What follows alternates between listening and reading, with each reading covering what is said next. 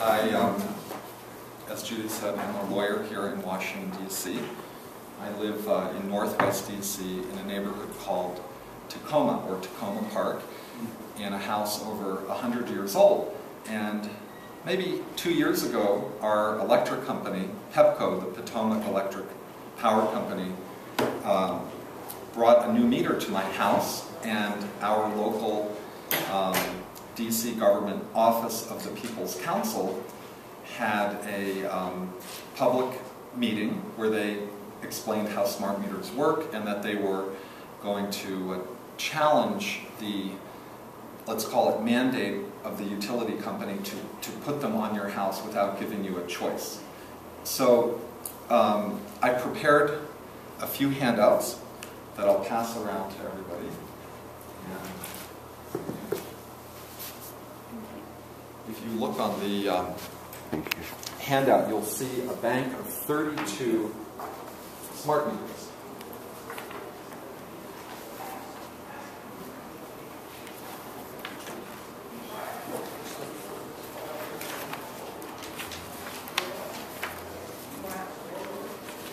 So the person who has these meters lives in a condo in Northwest D.C. on Connecticut Avenue, and they're on the other side of his living room.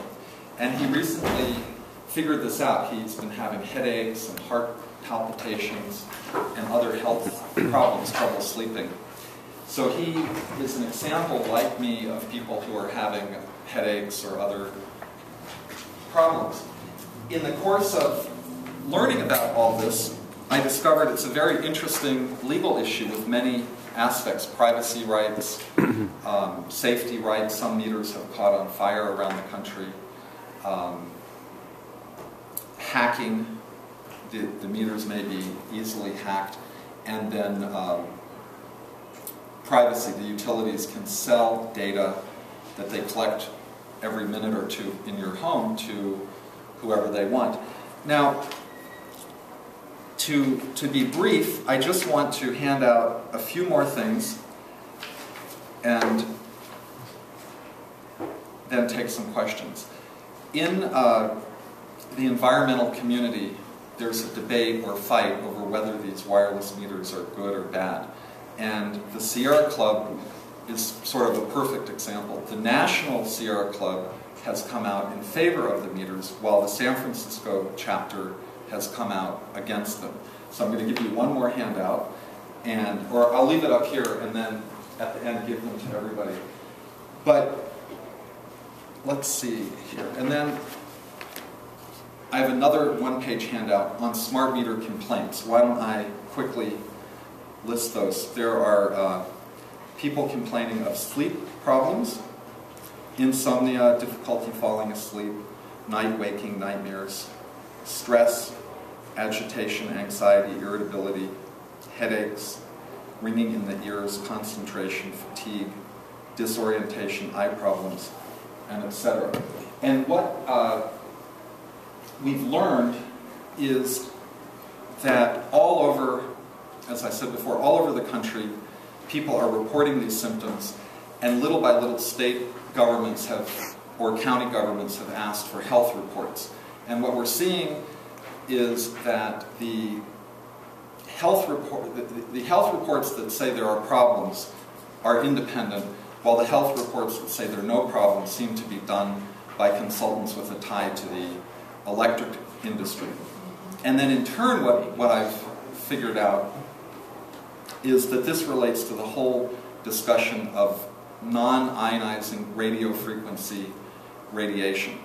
So you have cell phones, baby monitors, all sorts of devices that are giving off radiation. And there's a much bigger discussion going on here and in Europe, and I have another handout about that. There's a report called the Bio-Initiative Report of 2012, and the conclusions of the report are that bioeffects are clearly established to occur with very low exposure levels to electromagnetic fields and radio frequency radiation. So The issue is, should a utility be allowed to put a wireless device on your house without your consent, and should you have a choice? In Washington, D.C., we don't have a choice, but in other states, California, Maine, Michigan, Maryland, parts of Hawaii, you have a choice. So that's my quick report. There was one other point, which is the distinction between thermal dangers and non-thermal dangers. Can you talk about that? Yes. So, for example, radiation. Do you mean there's one kind of radiation that is from a nuclear power plant, and then there are other types of radiation, non-ionizing radiation? Well, the problem is that the way that the FCC has set the standards, they only look at the thermal level. How much will cause heat? And if it meets that thermal level, it's considered to be safe. But increasingly, the science is showing that the non-thermal dangers are where the actual problem is coming from with people's reactions. So I just paused that. So the handout I gave you, Smart Meter Choice, DC Smart Meter Choice, has a link to a letter from the EPA back in 2002. And they say, this is from their Center for Science and Risk Assessment Radiation Protection Division. And they say the FCC, the Federal Communication Commission's exposure guideline, is considered protective of effects arising from a thermal mechanism, but not from all possible mechanisms. Therefore, the generalization by many that the guidelines protect human beings from harm by any or all mechanisms is not justified. And they go on and explain in great detail why they've taken that decision. So the cell phone industry, the smart meter industry, the baby monitor industry, all over, you have them saying, don't worry, the FCC standards are fine, we're not exceeding those. But other federal agencies and other groups around the world, like the World Health Organization, are saying, no, be very careful. There are other effects from non-ionizing radiation besides just burning your skin or heating your skin. I brought a little chart. This is a graph about radio frequency guidelines. The U.S. has some of the least protective guidelines in the world, higher than Australia, New Zealand, Italy, China, Bulgaria, Hungary, Russia, Switzerland, parts of Austria. And it's very interesting. It argues that at very low levels you can have sleep disorders, fatigue, pain. Below our standards you can have altered white blood cells, you can have impaired motor function, but way up around our standards you can have, according to this, leukemia, skin melanoma, bladder cancer. The World Health Organization has a whole bunch of distinctions about possibly causing cancer, probably causing cancer, but one of the issues is, and this is also on my DC Smart Meter Choice handout, one of the consultants got kicked off of the panel. Conflict of interest at the World Health Organization, leading expert Anders Albon linked to the telecom industry. So all over we're finding that there's a fight about what are the effects of radio frequency radiation. And probably like with tobacco, there will be fights for many years to come, but at the end of the day we'll find out, oh, by the way, we shouldn't have been sleeping 10 feet from our smart meter. It might cause cancer, or it does cause cancer. So that's my quick report. Any more questions? Can you comment on the rat huddling behavior? I don't know what the rat huddling behavior is. When Russia was putting in its electrification program like we had in America, they didn't have the technology. So they used rat huddling as a determinator, as a factor in determining the boundaries of how close you could be to one of these power lines. If you have a live trap with, say, 4 or 5 rats in it. They'll behave normally, but when you get close to an electric power line where you've got these EMF, they will huddle. They will cluster together. If they've got a safe spot, like a dark little cubby for nesting, they will go there and they will huddle. And that was just the determining factor. And in America, we have never even tried that approach. You might try it in any of these homes you're talking and take in a thing of rats and see if they respond differently. Or see if you go out in the countryside where they're behaving normally, and then you start driving into the city and see how badly they do. It's very interesting because another DC resident who went to the UDC School of Law has 4 cats. And in the last year, she told me she noticed her cats not sitting where they had always sat. And then lo and behold, we looked at her house, which is a townhouse. She thought the meter on the outside of the house was her electric wireless meter, but that was her neighbor's right on the border of the 2 homes. We went in the basement, and there was a wireless smart meter near the ceiling on a wall, right under the ottoman that the cats used to love.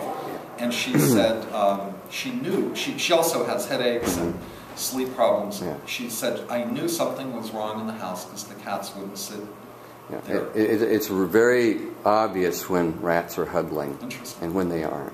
It's real Like obvious. a canary in a Yes, coal mine. yes. And so get yourself a live trap with some rats and walk around with it and see how it works. Baby guinea pigs. Said baby guinea pigs here. I don't know if it works with guinea pigs. I really don't. Yes, I have a smart meter in my home in the basement through water, and I'm trying to get it removed, and they say I have to have a medical condition in my city. So I'm trying to convince them that... Wait a while. Right? Just wait a while. Yeah. So I get sick.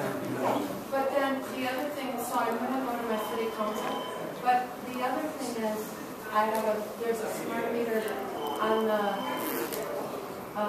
outside of the house for the energy, The electricity? yeah, and then I called the Excel Energy, big corporation, and they said no, we don't do anything about that. And so for me, I can think about going to my city council now. I'm going to do that. But how do you approach Excel Energy? Where do you live? What state? Northville, Minnesota. Well, And I've already been rejected by them by phone. I would look into your state's Public Service Commission or Public Utility Commission.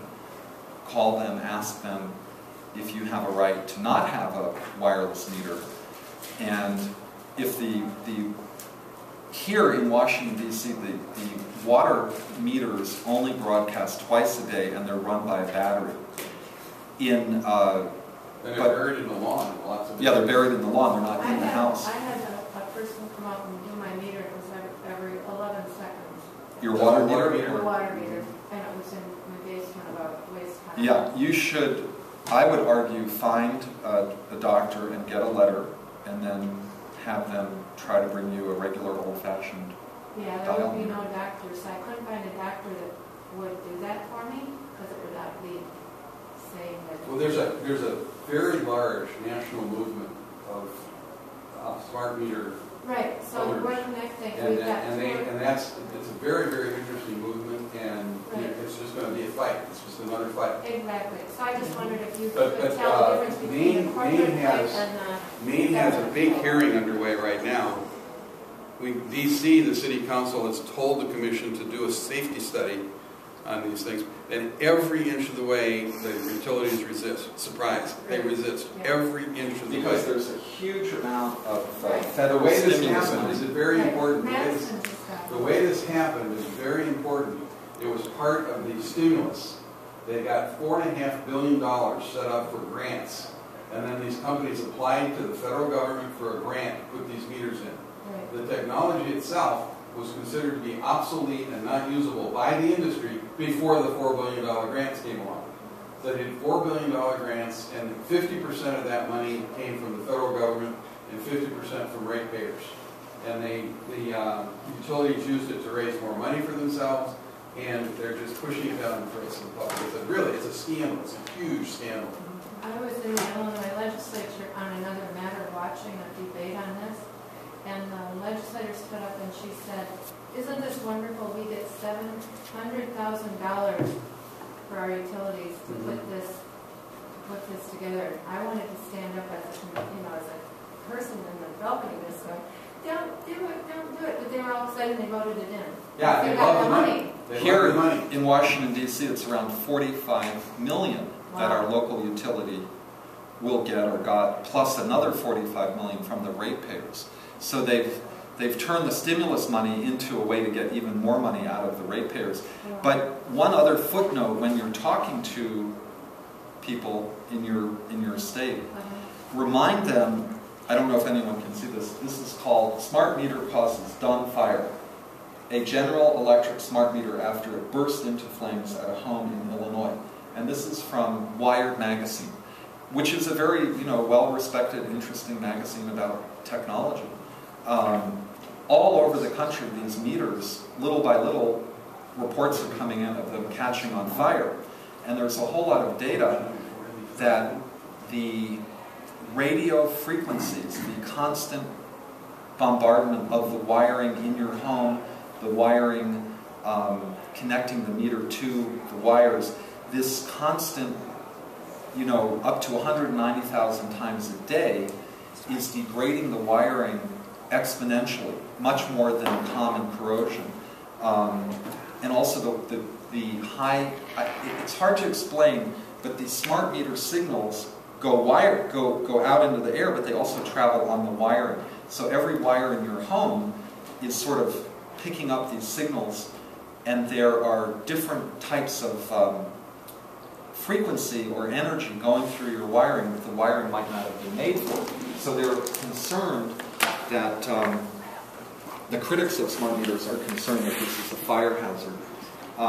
And then one other thing as a footnote, this is from Forbes.com, not so smart meters overbilling Californians. The utility Pacific Gas and Electric Company admitted yesterday, this is over a year ago, that about 1,600 so-called smart meters had charged customers for phantom power. The meters manufactured by Landis and Geyer malfunction when they get too hot. So the question is, why are they getting hot? And is that also part of the reason they're catching on fire? So that's my report. Yes? There is one comment. I live in Maryland, and I happened to be out in my front yard working one day when the electrician came to install the meter. And I had been receiving emails from a friend of mine in California about the fight they were having out there and the health dangers involved. So I told him I didn't want him to install it. And so he said, well, this is something we have to do, and we won't have any electricity if we don't do it. I said, well, then I'm going to take my chances. I do not want it installed. Good. So he left, and it didn't get installed that day. So then I contacted the Pepco and let them know what was going on. What's the alternative? I do not want this smart meter. But anyway, they came the next week when I wasn't there and took it down and put up the smart meter. So I've been constantly fighting this ever since. In Maryland, you have a right to opt out. The Maryland Public Service Commission keeps granting a temporary right to opt out. My mother lives in Maryland. She's opted out. Many people I know have opted out. They're not respecting mine. And I can give you my email. And Pepco knows that they're supposed to let customers opt out when they want to. But as usual, they are not interested in that. One member of the Maryland legislature the other day had a press conference called "Put the Public Back into the Maryland Public Service Commission." The Maryland Public Service Commission, like our DC Public Service Commission, is highly influenced by the electric companies, the utility companies, and they don't, they forget about the consumer. Good job. So you're going to give me your email? Yes, I'll give you, and I'll hand out some more flyers. Okay. Good. Any more Thank you. questions? Yeah. Your wife's our flyer. Okay, I'll put some together. Okay, well.